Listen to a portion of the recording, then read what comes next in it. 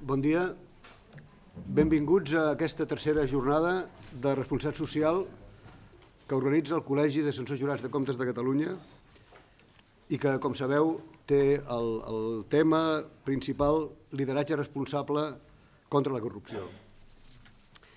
Agraïm especialment que ens acompanyin en aquesta sessió inaugural el nostre amic director de l'Oficina Antifrau, senyor Daniel de Alfonso, i també el senyor Enrique López, membre del comitè executiu de la Red del Pacte Mundial, que no ha pogut venir el president per tenir altres compromisos que estava anunciat, però ens acompanya molt amablement el senyor Enrique López, fent també esforços d'agenda quan les coses són així i més improvisades. Moltes gràcies, senyor López.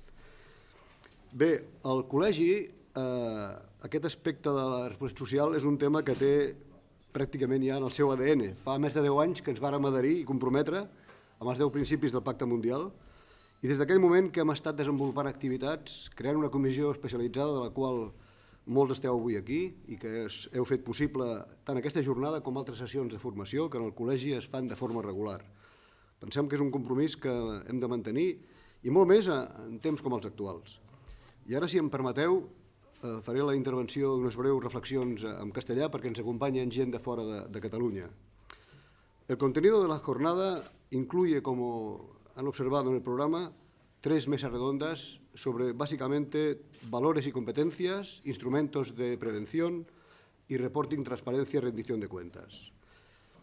Quería hacerles unas breves reflexiones sobre el tema del liderazgo responsable, mucho más en los escenarios en que vive nuestra sociedad actualmente, no tanto por lo que es el día a día de los medios de comunicación, que están siempre presentes temas que nos recuerdan esa exigencia de responsabilidad social, sino también por el cambio de paradigma hasta el siglo XX y a partir del siglo XXI estamos viviendo, ¿no? Como dice metafóricamente el sociólogo Bauman, hemos pasado de una cultura sólida, donde predominaba la estabilidad, la inalterabilidad, era posible predecir, a una cultura líquida, dominada por aspectos como la vulnerabilidad, la incertidumbre, la complejidad, la ambigüedad. Son aspectos que presentan retos distintos, que al mismo tiempo son oportunidades y que no debemos desaprovechar. En su último informe de 2015, el Foro Económico Mundial sitúa la desafección de la sociedad con respecto a sus líderes como el tercer gran reto que deben afrontar los países, solo superado por la profunda desigualdad de rentas y el persistente crecimiento de la población desocupada. Por lo tanto, ya vemos que ese foro económico, que es un referente mundial no solo de las principales autoridades económicas, sino también sociales, refleja esa preocupación por la desafección de la sociedad con sus líderes, ¿no? Seguro que saldrán durante la jornada, pero yo quisiera hacer 4 reflexiones en relación a unos aspectos determinados, básicamente coherencia, ejemplaridad, la ley, a veces como antagonismo a la moral, y la rendición de cuentas, que todos ellos al mismo tiempo están muy conectados. En primer lugar, la coherencia. Un liderazgo responsable y legítimo requiere por parte de quienes lo ejercen una coherencia permanente entre el decir y el hacer. Lo que decimos en catalán, el que es diu y el que es viu, ¿no? Sería un poco el reflejo, ¿no? Y eso vemos que a menudo sufre alguna disfunción. Observamos como empresas que publican sus valores, sus códigos de conducta, que incluso llegan a firmar compromisos con organizaciones que promueven la integridad, aparecen también recientemente en el informe publicado por Intermon Oxfam con numerosas sedes abiertas en paraísos fiscales, algunas de ellas con 120 sedes, otras con 70, 60. No solo esto, que además los últimos años, donde ha predominado la crisis económica y social, han incrementado la actividad en estos paraísos fiscales. Hombre, pensamos que esa coherencia es un elemento importante para legitimar ese liderazgo responsable. Si quieren, mucho más escandaloso, un reciente escándalo de entidad financiera próxima territorialmente, que está desapareciendo, liquidándose.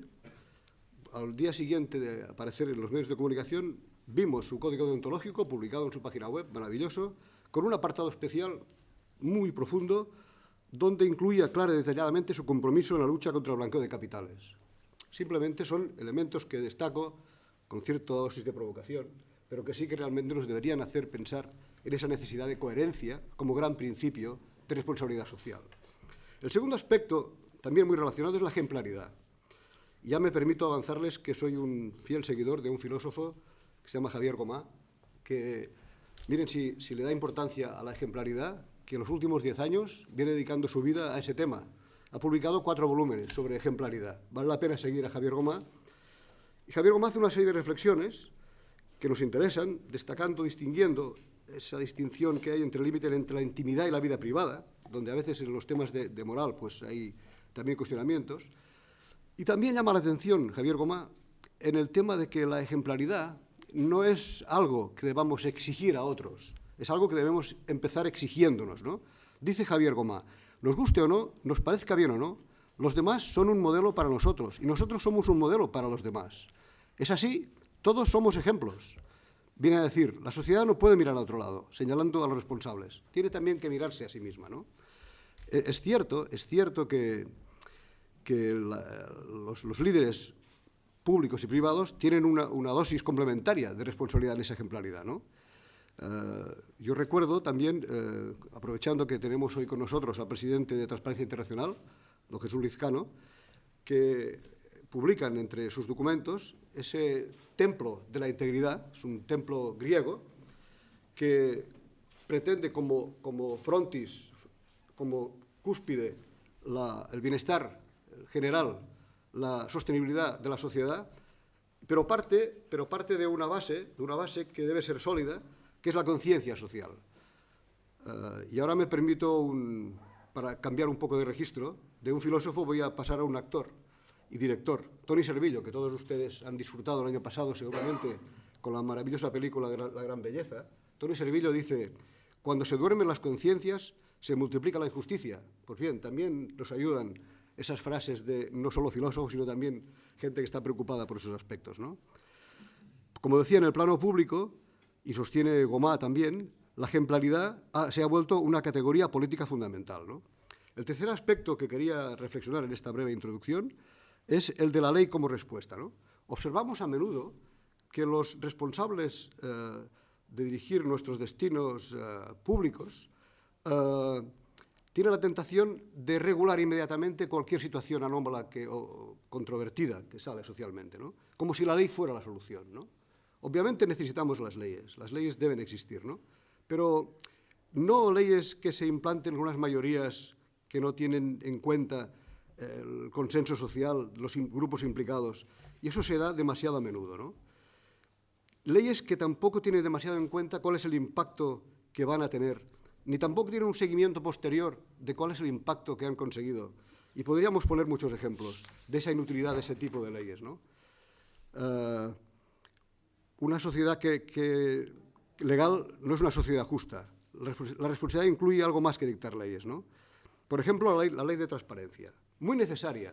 Ya era hora que nuestro país tuviera ley de transparencia, de dejar de estar en ese grupo de 4 países, junto con Malta, Chipre, y no sé si Polonia, que estaban todavía en el entorno europeo sin ley de transparencia, ¿no? Pero hemos de seguir de cerca su implantación. No es suficiente la ley, ¿no? Como decía también Gomá, lo ético a veces es incodificable, porque si lo codifica se convierte en jurídico, y lo jurídico se basa en la idea de coacción. La ejemplaridad se presenta no como algo coactivo, sino debe ser algo persuasivo.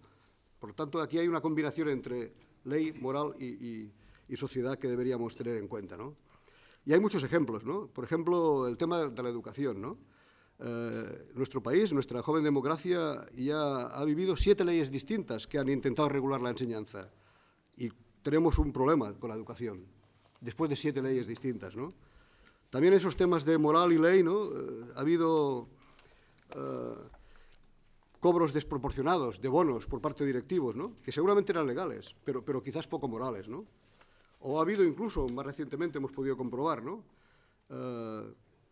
Después de evidenciar, por una parte, que determinadas empresas daban donaciones a partidos políticos, casualmente partidos políticos que en sus ámbitos de gobierno hacían concesiones a estas empresas, aunque no hubiera conexión directa entre los ingresos y unas asignaciones, hombre, quizás podía ser inimputable penalmente, ¿no?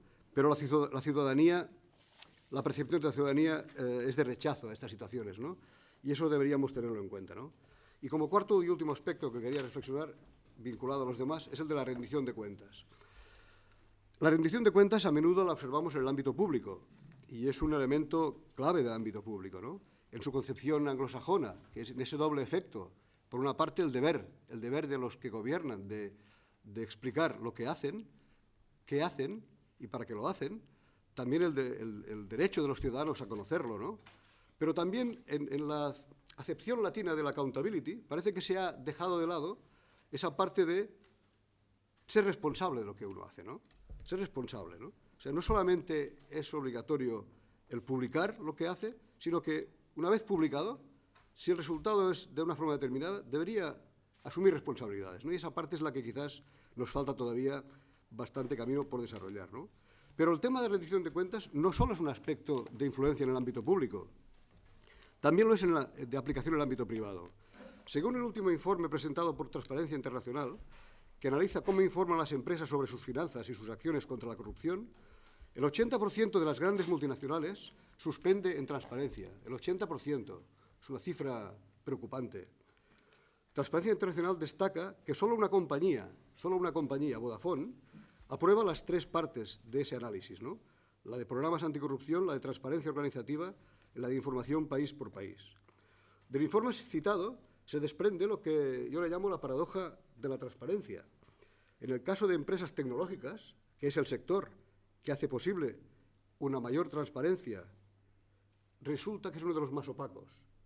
Esa paradoja, ¿no? Y recalca que Amazon, Apple, Google e IBM no logran pasar del 3 sobre 10 en este test de transparencia. Es un elemento también preocupante, ¿no? Bien, se trataba, como he dicho, de introducir unos cuantos elementos que van a ir desarrollándose a lo largo de la mañana, con cierta dosis, reconozco, de provocación, porque creo que a esta hora vale la pena abrir un poco las mentes, y que seguro que el elenco de potentes y prestigiosos ponentes que disponemos van a dar cumplida satisfacción a las expectativas que hay. Muchas gracias por acompañarnos, repito, y que disfruten una buena jornada. Gracias.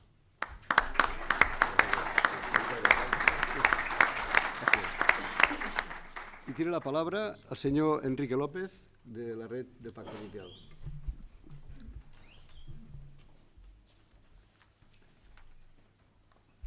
Bé, bon dia i bona hora. Moltes gràcies per donar-nos la paraula. Estic en representació del Pacte Mundial i del seu president, Àngel Pes, que, com ha dit el Daniel, avui estem en un altre acte també molt important sobre aquestes qüestions que són les del business i de rules of law. I això es fa a Madrid i em va demanar de ser-hi aquí. I ho faig amb molt de gust, soc també membre del comitè executiu. A mí, si me permiten, me gustaría decirles tres palabras. Tengo muchos puntos de coincidencia con lo que se acaba de decir, con lo cual lo intentaré hacer más breve. Una primera palabra me gustaría decirles más institucional, una segunda más, llamémosle, crítica o provocadora, por seguir en la misma línea, y una última, quizás una palabra más esperanzada o más constructiva. La institucional sería, muchos de ustedes ya lo saben, pero algunas cosas las repetiré. Corría el año final del siglo pasado y Kofi Annan tuvo la idea de decir, esto de la responsabilidad social o lo extendemos más y sobre todo al mundo de las empresas o no vamos bien. Y aquí surgió la idea del Pacto Mundial, que básicamente consistía en decir que todo el mundo de las empresas, de las organizaciones también, se pueda acercar al tema de la responsabilidad social, al tema del liderazgo responsable, pero haciéndolo con fundamento y con contenido. Y es cuando surgieron los principios del Pacto Mundial, que de alguna manera lo que intentaban es buscar un compromiso activo, un compromiso demostrable, un compromiso reportable por parte de las empresas sobre temas que afectan a derechos humanos, que afectan a relaciones laborales, que afectan al medio ambiente, a la cooperación al desarrollo. En el año 2004, que se organizó una reunión de líderes, un Summit Leaders en Nueva York, se adicionó un 10º punto, y así se completaba el decálogo, que era el principio, diríamos, acerca de la lucha contra la corrupción, el principio de anticorrupción. Se completaba el decálogo y, de alguna manera, este punto 10º es muy esencial porque transversaliza a los otros. Es decir, los temas de corrupción van muy ligados muchas veces a que no se respeten los derechos humanos, a que no se respeten las relaciones laborales, a que se malbarate y desgaste inadecuadamente el medio ambiente, etc.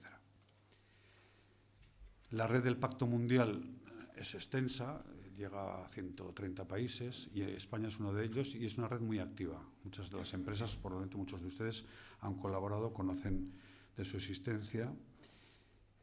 Es una red que hace 3 años, sintetizo, tuvo la iniciativa de crear una guía sobre la anticorrupción para las empresas, pensada también en una clave bastante internacional, teniendo en cuenta que operan en España y en muchos países, una guía, yo diría, bastante completa, y fue bien acogida, pero incidió bastante en el campo, diríamos, de las grandes empresas. Con esa reflexión y con ese aprendizaje, hace 2 nos lanzamos a una iniciativa que lideraron ustedes, en la que SADE y otras organizaciones también participamos, para buscar un instrumento más práctico para las pymes, que son la gran mayoría de las empresas. Esto dio de sí en una presentación online, en un sistema de integridad y transparencia para pymes. De esto creo que en una próxima mesa redonda les explicarán un poco más. Yo creo que son contribuciones concretas. La mirada crítica. Miren, yo pertenezco al Comité Ejecutivo del Pacto Mundial, estoy en ESADE, deambulo por los foros de la responsabilidad social, de la ética empresarial. Joan Fonrodona, que nos acompaña, ahora no sé dónde está, pero te saludo cordialmente, colega de IES. Nos vemos en cuestiones de estas bastante a menudo. Si uno examina, tengo aquí, no sé si ha salido el último, el informe de la Comisión Europea sobre la lucha contra la corrupción, el anexo de España, pues uno se lleva a sorpresa el ver juntas tantas cosas tan distintas y que reflejarían algo no muy coherente en el conjunto, ¿no? Los sonados casos de corrupción, el marco jurídico, las normas que se han aprobado. Es decir, aquí se vendría a decir que superamos con creces todos los marcos normativos y jurídicos que había que establecer. Pero también se viene a decir que los sonados casos de corrupción y que las encuestas de percepción, pues resulta que una gran mayoría, 2/3 de los encuestados, el porcentaje más elevado de la Unión Europea, se considera afectado personalmente por la corrupción en su vida cotidiana, esto en España, cuando la media en Europa no llega ni a 1/3. O sea, nosotros estamos en 2/3, lo que en Europa como media no llega a 1/3. En tanto que el 95% manifiesta que la corrupción es un problema muy extendido en el país, etc. No les cansaré con los datos, luego pues va repasando los distintos aspectos que se pueden poner en el punto de mira, lo dice así, y al final establece pues una serie de hitos en los cuales habría que prestar mayor atención. Se centra en los partidos políticos, en las administraciones, las regionales y las locales, todo lo que son los cargos electos, los códigos de conducta, la transparencia, acceso a la información, buen gobierno, de todo esto ustedes han oído hablar frecuentemente. La mirada a la realidad, diríamos, esta segunda mirada un poco más provocadora, dice que nosotros estamos extraordinariamente reconocidos como Pacto Mundial en España, que quiere decir que las empresas reportamos, nos dan premios, tenemos en los indicadores de cumplimiento de reporting pues posiciones muy avanzadas. Entonces, yo no he construido ningún índice sobre la responsabilidad social sumergida. O sea, cuando hablamos de la economía sumergida se entiende, ¿no? Debe haber algo ahí que no aflora. Pues debe haber algo en este país que tampoco aflora. No lo sé. ¿Cuál es la prueba del 9? Probablemente la prueba del 9 se acerca más a los temas de reporting, de visibilidad y de rendición de cuentas, porque es cuando ya no se habla mucho ni se firma todo. Es cuando se demuestra algo. Y en esto creo que probablemente tenemos más que avanzar. Esta sería la mirada así rápida, un poco crítica. La mirada, llamémosle constructiva o esperanzada. Les leo y les leo despacio un pequeño texto y ya verán ustedes si adivinan cuál es el autor. La corrupción no es un acto, sino un estado personal y social, en el que uno se acostumbra a vivir. Los valores o desvalores de la corrupción son integrados en una verdadera cultura, con capacidad doctrinal, lenguaje propio, modo de proceder peculiar. Es una cultura de pigmeización, de convertirnos en pigmeos, sería este verbo, por cuanto convoca prosélitos para abajarlos al nivel de la complicidad admitida. Esta cultura tiene un dinamismo dual, de apariencia y de realidad. de inmanencia y trascendencia. La apariencia no es el surgir de la realidad por veracidad, sino la elaboración de esa realidad para que se vaya imponiendo en una aceptación social lo más general posible. Es una cultura de restar. Se resta realidad en pro de la apariencia. La trascendencia se va haciendo cada vez más acá. Es inmanencia. A lo más, una trascendencia de salón. El ser ya no es custodiado, sino más bien maltratado por una especie de desfachatez púdica. En la cultura de la corrupción hay mucha desvergüenza, aunque aparentemente lo admitido en el ambiente corrupto esté fijado en normativas severas. Como dije, es el culto a los buenos modales que encubren las malas costumbres, y esa cultura se impone en el laissez-faire, el dejar hacer, del triunfalismo cotidiano. Estas son unas palabras del mismo que hace unos días en Nápoles decía que esto de la corrupción no era un pecado, era mucho más que un pecado, es el Papa Francisco. Me lleva a la última reflexión, que yo creo que es muy pertinente para, sobre todo las instituciones educativas, pero para el conjunto social. Hay un autor norteamericano que se llama Robert Spitzer que dice que cuando construimos la identidad, lo que hacemos es empezar a manejar el ego. El ego lo manejamos, él dice, en 4 etapas. Hay una primera en la cual construimos nuestra identidad, nuestro ego, a partir de lo externo, de lo material, de este cuerpo, de este ADN, de esta apariencia, de este soporte físico, de todo esto que llevamos cada uno encima. Es una descripción la que voy a hacer que sirve para el liderazgo responsable. El segundo nivel tiene que ver con el ego que se construye a sí mismo por comparación. Es decir, yo soy tanto en cuanto voy viendo que los demás, porque los términos de mi estatus, de mi poder, de mi dinero, de mi fama, de mi hacer, pongo el radar, miro y hago en función de eso. El autor dice que eso está absolutamente extendido. En la adolescencia también se produce este desarrollo psicológico, pero él dice que en la adultez occidental hoy estamos en esta fase adolescente por gran mayoría. Es decir, si lo que hacemos es por comparación, no hacemos algo que se autoidentifique, y es algo que está centrado fuera, o que pone el foco de atención fuera. Dice que el tercer nivel, y dice que no es tan obvio que esto esté extendido, sería el ego que se autocomprende a sí mismo como contributivo. Para que un ego sea contributivo tiene que entender que no radica su actuar desde la comparación, sino desde un descentramiento para que yo me entienda a mí mismo para contribuir, para hacer algo por otros, con otros, para otros. ¿Soy un gran donante? En la mayoría de los casos es ego comparativo, no es ego contributivo. Una madre normalmente es muy contributiva. Es decir, si el foco de atención está en mí y mi bien y mi desarrollo, y además por comparación, como decía el Papa, esto más bien puede restar. Lo que suma es aquello que sale de uno y va para el otro. Es el ego contributivo. Les ahorro pensar cuál será el cuarto nivel del ego, porque es muy exigente y esto se produce en los grandes tipos o tipas de la humanidad. Él lo describe como el ego trascendente, porque es el ego ya muy autodescentrado y que es capaz de tirarse todo lo que es, quiere y anhela al servicio de las causas mayores. Pues si el liderazgo responsable y la lucha contra la corrupción tiene que ver con algo, yo creo que es con el ego, y un ego que si podemos darle un paso más todos de contributivo, millorarà les nostres organitzacions, les nostres vides familiars, comunitàries, eclesials, polítiques, socials, que tant necessitem. Moltes gràcies.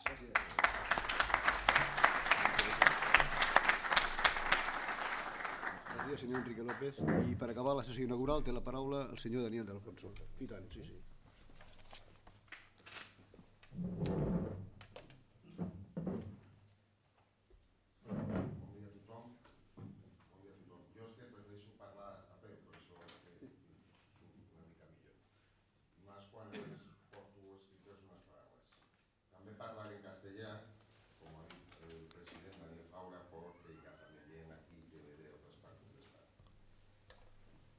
Antes de nada, le he cogido, habréis visto que le he cogido a Enrique el informe de la Unión Europea, porque yo ya lo había leído hacía tiempo y sabía que decía algo así que merece la pena que digamos.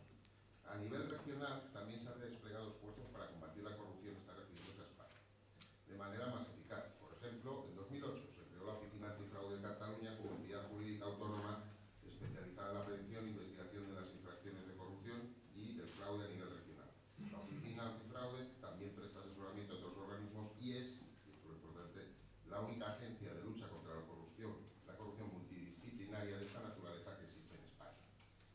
merecía la pena porque es verdad que nos llevamos un suspenso rotundo y con razón, pero al menos vamos a ver también lo bueno, ¿no? No nos vamos a lamer las heridas solamente, sino también las vamos a intentar sanar. Bueno, queridos amigos, Daniel Faura, presidente del Ilustre Colegio de Censores Jurados de Cataluña, Enrique López, representante del Comité Ejecutivo del Pacto de la Red Española del Pacto Mundial, muchas gracias, muy buenos días a todos, amigos o compañeros o al menos compartidores de interés por esta materia. Menos latín y más inglés. Yo le hubiera puesto este título a la jornada. Porque ¿no es acaso verdad que estamos últimamente en esta materia, la responsabilidad social corporativa y el liderazgo ético y más, estamos, pues, hemos pasado definitivamente ya del Societas delinquere non potes al compliance programs? Por tanto, abandonemos ya el latín y centrémonos en los términos más british. La cuestión en la materia, las cuestiones yo creo que son, ¿merece la pena dirigir una empresa desde la perspectiva del liderazgo ético? ¿Supone realmente para una empresa un activo el estar organizada bajo el manto de un buen gobierno corporativo? ¿Hasta qué punto es necesaria en una empresa la confianza para alcanzar las cotas de sostenibilidad deseadas? ¿Vale la pena, en definitiva, ser una empresa responsable? Y si es así, ¿por qué? Supongo que sobre todo esto es lo que hoy se va a hablar a lo largo de estas interesantes jornadas. Transparencia, liderazgo, responsabilidad social, gobierno social corporativo, yo creo que son, han de ser, y creo que son, así en la cabeza de todos, las claves, las vigas de contención para el buen comportamiento de una empresa en línea con sus objetivos de negocio. Y ustedes, y muy razonablemente, se estarán preguntando ahora, ¿y qué tiene que ver en todo esto la Oficina Antifraude de Cataluña? Ya les avanzo que mucho.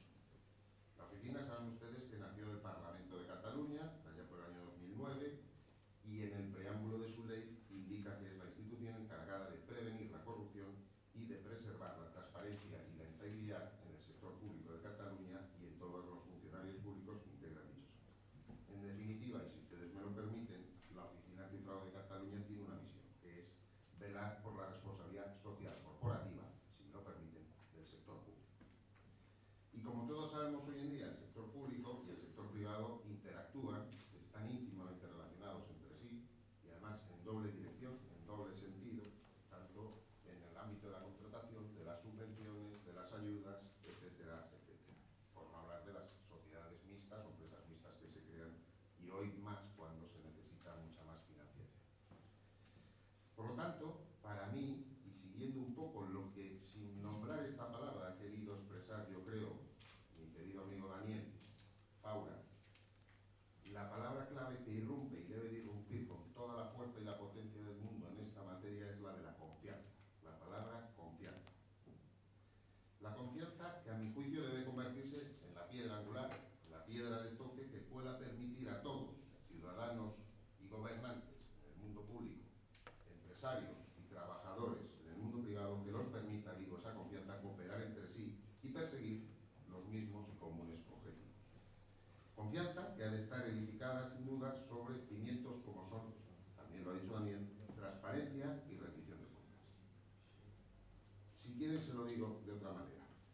El establecimiento de unas normas que estén dirigidas a obtener la rendición de cuentas del líder por medio o a través de la transparencia va a contribuir a que gobernantes, legisladores, funcionarios públicos, por un lado, empresarios, trabajadores, etcétera, atiendan al interés general antes, al menos, o si no solo también, atiendan antes al interés general que a sus propios intereses particulares.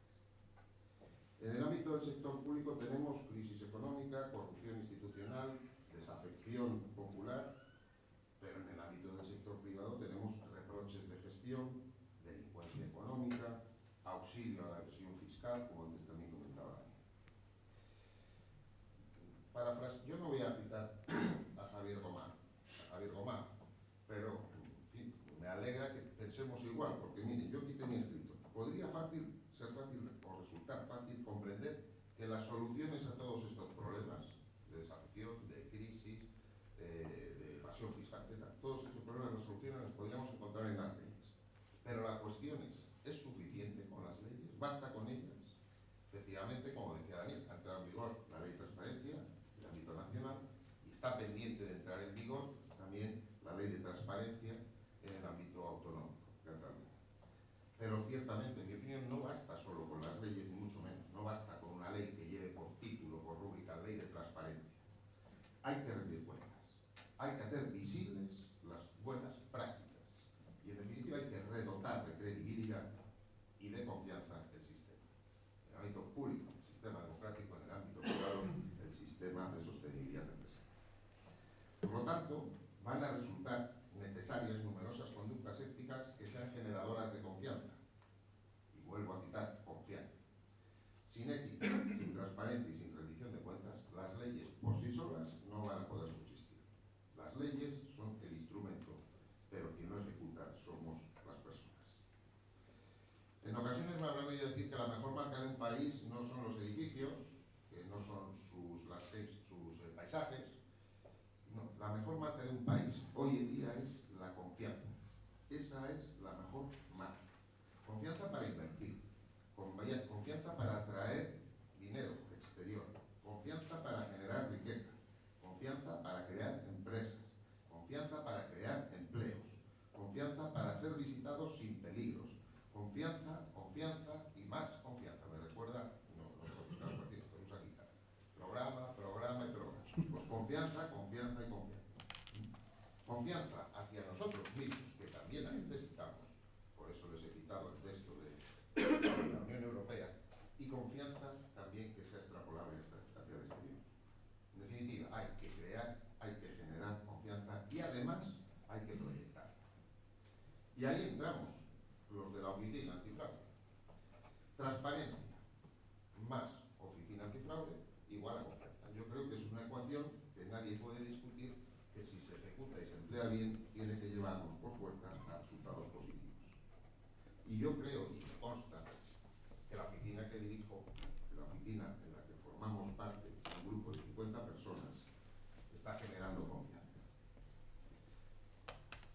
Daniel se ha referido a un informe del 2015. Yo me voy a ir a un año y medio más atrás, 2013, el informe Barómetro del Trust Edelman, que preguntó, es bianual, por lo tanto el siguiente será en diciembre de este año, todavía no existe, pero preguntó, o realizó una encuesta sobre el 25% de la población más rica de los 5 continentes, y en concreto de 23 países de los 5 continentes.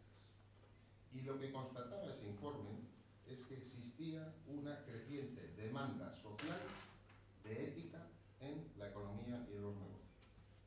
Se preguntaba a la élite económica de los países que he citado, o estos 23 países, si era o no era bueno crear un valor para los accionistas, de manera que ese valor estuviera alineado con lo que la sociedad demanda, con los intereses de la sociedad. Se preguntaba si era precisa una sociedad transparente para poder invertir en confianza en ella. Y la respuesta fue abrumadoramente mayoritaria. Alemania, 91%. Gran Bretaña, 89%. China, 89%. Estados Unidos, 85%. Canadá, 82%. Holanda, 81%. Hasta en la India, un 74%.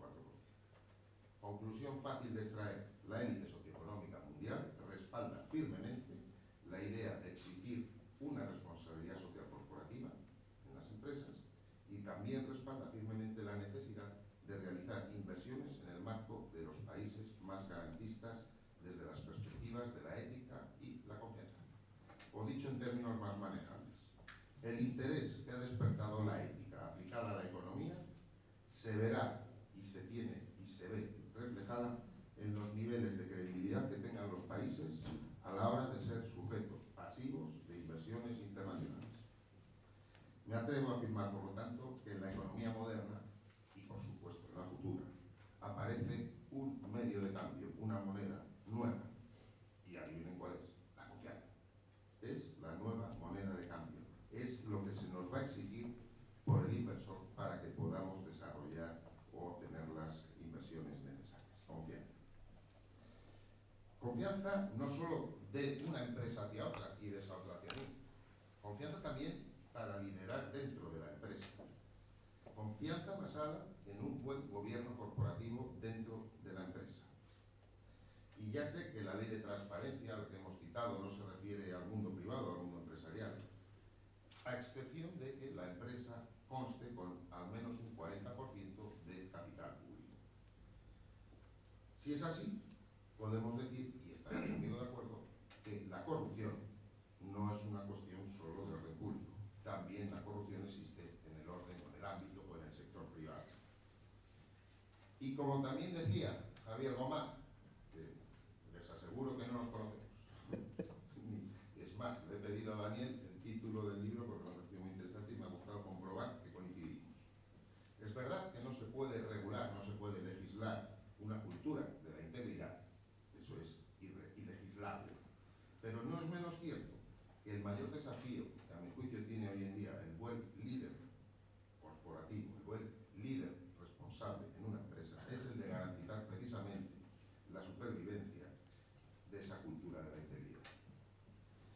Porque al igual que sucede en el ámbito público con la paz social, que precisa de que los ciudadanos sean gobernados, sin gobiernos no hay paz social, y por eso los gobernantes o quienes aspiren a serlo tienen que ser rayanos con la excelencia, en la empresa sucede exactamente lo mismo entre los dirigentes y los trabajadores. Si no hay un buen liderazgo ético y un buen plan de gobierno corporativo en la empresa, no existirá tampoco armonía corporativa que es necesaria para crecer y desarrollarse. La empresa, no lo olvidemos, es lo mismo que una sociedad. Es una comunidad de personas y requiere de un gobierno responsable. Y los responsables han de conocer sin duda lo que la sociedad demanda. Si lo quieren en términos más mercantilistas, el marketing de una empresa hoy en día, más que nunca debe de contener como imagen proyectable de esa empresa, la de ser una empresa acorde con las demandas sociales. Y la sociedad, señoras y señores, hoy demanda transparencia y ética para invertir con confianza. Ética y transparencia que han de estar presentes, insisto, en la empresa del siglo XXI. Y que nadie tema, no estoy hablando de un striptease empresarial, cuando hablo de transparencia. No estoy hablando de revelar, perdónenme, no es propaganda, los secretos de la fórmula de la Coca-Cola, o lo que habla uno. Estoy hablando de otro tipo de transparencia, de que se sepa que sus negocios, sus cuentas, son y serán siempre claras. Estoy refiriéndome ni más ni menos que a un gobierno empresarial corporativo, o si lo prefieren al sistema por el cual debe de ser dirigida, o debe ser, si lo quieren así algunos, controlada una empresa, al sistema por el cual se regulan las relaciones entre los órganos directivos y sus trabajadores, pero más aún, entre los órganos directivos, sus trabajadores y los clientes, pero más, y entre también los proveedores y los suministradores. Es decir, todas y cada una de las relaciones que pueden al final influir sobre el resultado económico de esa empresa. Por lo tanto, creo que en todas las empresas ya es imprescindible, y creo que se está haciendo, me consta en muchas, implementar principios rectores de buen gobierno, establecer culturas referentes para las propias empresas, que sean un referente dentro de ellas mismas y hacia el exterior. Y si quieren, les digo una afirmación, para mí el gobierno corporativo, o la responsabilidad social corporativa de una empresa, es el mejor medio para frenar la asunción de riesgos que sean excesivos dentro de una empresa. Solo así una empresa va a ser sostenible en el futuro, o solo así se van a cumplir los objetivos que prevé el documento Estrategia 2020 de la Unión Europea. Y además, creo que es fácil de entender, porque esto mismo ocurrió hace años con el medio ambiente. Y ahora creo que ninguna empresa se plantea no tener dentro de ella, si es que toca en su ámbito, una política dirigida a la preservación del medio ambiente. Pues con esto tenemos que ir acostumbrándonos, porque también todas las empresas, para ser sostenibles, van a necesitar de un programa de compliance. Imaginemos situaciones como la siguiente: ronda de licitaciones en que las bases de la licitación están sesgadas con la finalidad de beneficiar a un proveedor para excluir a potenciales competidores. O que durante las fases previas de una oferta de licitación, un intermediario ofrezca a otra empresa ganar el concurso a cambio de pagarle a la perdedora una comisión. O la solicitud de extorsión, a cambio de la información confidencial justo antes de la licitación. O que un cliente ofrezca al representante de ventas, por ejemplo, una compensación oculta para que le haga un precio especial. O la demanda de pago en el último momento antes de cerrar un contrato público.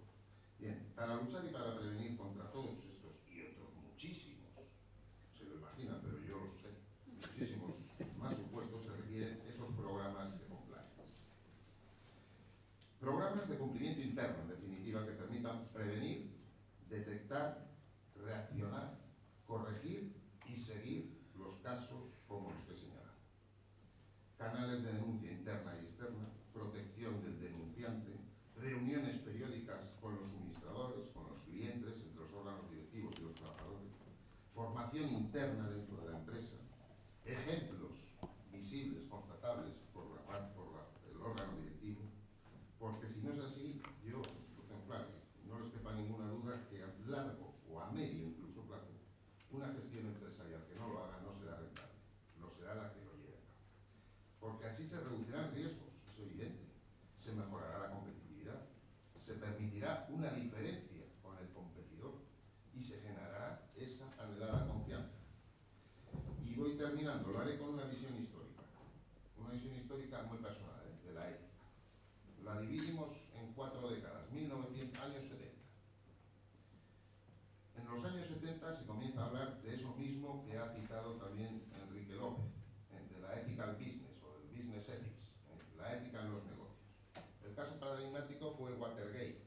Ya saben que se trataba de unas escuchas entre partidos políticos y tal. La gente reaccionó contra eso, hizo caer un gobierno de los Estados Unidos de América. La parte ética la representaban los 2 periodistas de Washington Post. La década siguiente, durante los 80, la preocupación por la ética fue inexistente, nula. No solo eso, sino que el premio Nobel Milton Friedman llegó a decir que la responsabilidad social de toda empresa consistía en ganar y ganar más. En los 90 vinieron los escándalos de Enron, de Parmalat, de WorldCom, y eso llevó de nuevo a reestudiar y a reevaluar equilibrios entre la ética, los valores y los resultados financieros. Y ahora en el siglo XXI ya, señores y señoras, la ética empresarial cobra una importancia enorme. Todos los asuntos donde se ha apreciado una falta de ética, y si no, recordemos titulares, han movilizado a toda la opinión pública. Ya no se perdona la falta de ética desde la sociedad. Pues bien, que nadie se yo engañe, la falta de ética conduce a abusos de poder, a corrupción, a corruptelas normales, a pérdidas de confianza, a disminución de ventas y a deslealtad de consumidores y de trabajadores. Mientras que la ética, por fuerza, tiene que conducir a la motivación, a la cohesión interna de la empresa, a la mejora de la imagen y a la limitación, por supuesto, que es lo que a mí más me interesa de la corrupción. El progreso y el desarrollo, señoras y señores, de nuestras empresas no será ya posible si se siguen haciendo las cosas tal y como hasta ahora se han tenido. Pero eso es una tarea de todos, no solamente del cuerpo directivo, es una tarea de todos, hasta de los propios clientes que no formen parte de esa empresa, si forman parte del concepto empresarial como clientela, pero no del cuadro o el estar de la empresa. En una ocasión un banquero dijo, yo quiero cambiar el mundo, pero se dio cuenta de que era inmenso y no le era posible. Entonces se fijó un límite más pequeño, cambiaré mi país, pero no podía tampoco. Empezaré por mi entidad. No llegaba a todos. Y dijo, pues ya está, empezaré por mí mismo. Eso es lo que quiero decir, una tarea de todos, desde más arriba a más abajo. Y termino ya así con una afirmación, que es que ninguna empresa que no disponga de un buen código ético podrá sobrevivir como tal empresa a medio plazo. ¿Por qué? Porque no será capaz de generar confianza hacia ella. Porque, como dijo seguramente otro banquero, la confianza, al igual que el dinero, señoras y señores, es muy difícil de conseguir, pero muy fácil de perder. Les deseo que sean unas jornadas exitosas de todo corazón. Muchas gracias.